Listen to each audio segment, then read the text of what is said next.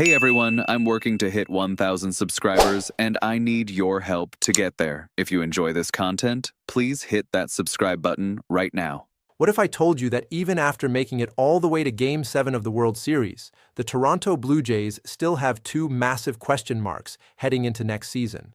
Two guys who were supposed to be difference makers but left everyone wondering what went wrong. Stick around because we're breaking down why these two players absolutely need to bounce back in a huge way if Toronto wants another shot at the championship. Look, the Blue Jays had an incredible run last year, taking the Dodgers to the absolute limit in what turned out to be an instant classic World Series. But let's be real here. When you fall short in Game 7, everything gets put under a microscope.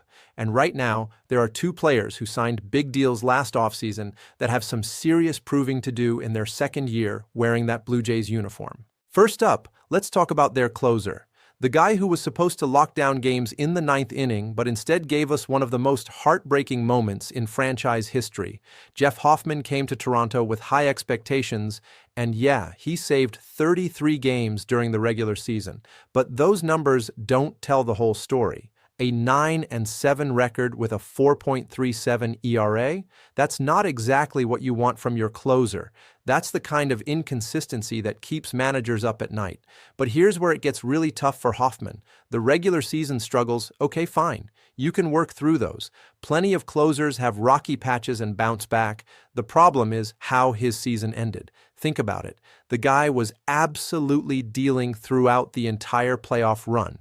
He looked like a completely different pitcher, dominant, unhittable, everything you want from your closer in October. And then came that moment in Game 7. 2 outs away, 2 outs from delivering Toronto its first championship since 1993, and Miguel Rojas steps up and changes everything with one swing. That's the kind of moment that can either break you or make you hungrier than ever. Hoffman's entire offseason has probably been replaying that at bat over and over in his head. Now he's got to come back in 2026, earning $11 million, and prove that moment won't define him. The mental side of closing is brutal. You can have all the talent in the world, but if you can't shake off the bad moments, you're done. Hoffman showed flashes of brilliance, especially when it mattered most in October, but the regular season inconsistency, combined with how it all ended, creates this massive question mark. Can he put it behind him? Can he be the lockdown closer Toronto thought they were getting? Because if he can't, that bullpen becomes a liability real quick. The redemption story is right there for the taking. Hoffman has the stuff. We saw it in the playoffs. But now he's got to bring that version of himself for a full season, not just when the lights are brightest. The Blue Jays need him to be automatic in the ninth inning, not a guy who makes you nervous every time he comes in. That's the standard for elite closers, and that's what he needs to become. Now let's shift gears to the other guy who desperately needs a bounce-back year, and honestly, his situation might be even more concerning. Anthony Santander was one of the biggest names on the free agent market last offseason. The guy absolutely crushed it with Baltimore in 2024, 44 home runs, an OPS over 800. He was the kind of middle-of-the-order threat that can change your entire lineup. So when Toronto gave him 5 years and $92.5 million, fans were hyped. Finally, a legitimate power bat to protect the rest of that lineup. Except none of it happened. Santander's first year in Toronto was an absolute disaster, and there's really no other way to put it. 6 home runs. Read that again. 6 home runs from a guy who hit 44 the year before. His OPS dropped to 565, and he only played 54 games during the regular season. For a guy making that kind of money, those numbers are basically unacceptable. But here's the thing. It's not like Santander just forgot how to hit overnight. The guy dealt with injuries all year long. He started the season cold, which happens, but then a left shoulder injury knocked him out for months. He didn't get back until late September, and by that point, he was basically trying to shake off rust heading into the playoffs. And even then, the injury bug bit him again with a back issue during the championship series. This is where it gets tricky for Toronto. You can't judge a player fairly when he's hurt, but at the same time, availability is the best ability. The Blue Jays paid for a guy who could give them 140 games and 35 to 40 home runs. Instead, they got a guy who couldn't stay on the field. And when he was there, he wasn't productive. That's a tough pill to swallow when you're paying almost $20 million a year.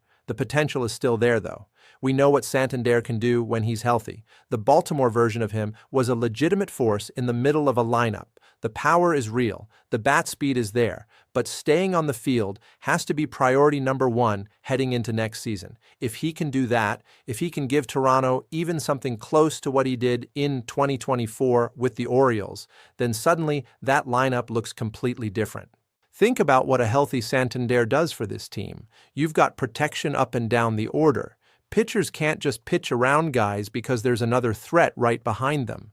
The offense becomes so much more dynamic when you have that kind of power presence. But if he's on the injured list again or struggling to find his swing, then Toronto just wasted a massive chunk of their payroll on a guy who can't contribute. Both Hoffman and Santander are walking into 2026 with something to prove.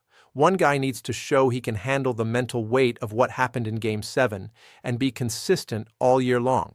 The other needs to prove his body can hold up, and that last year was just a fluke caused by injuries, not the beginning of a decline. The Blue Jays are counting on both of them to be major contributors if they want to get back to the World Series. Here's the bottom line. Toronto made their moves last offseason thinking these two guys would help push them over the top. They got to Game 7, so you can't say it was a total failure, but neither player lived up to expectations. Now they've got a full year under their belts in Toronto. They know the expectations. They know what it takes to get there. The question is, can they deliver when it matters for a full season? Because if they can, the Blue Jays are right back in the mix as championship contenders. If they can't, Toronto might be looking at some tough decisions down the road.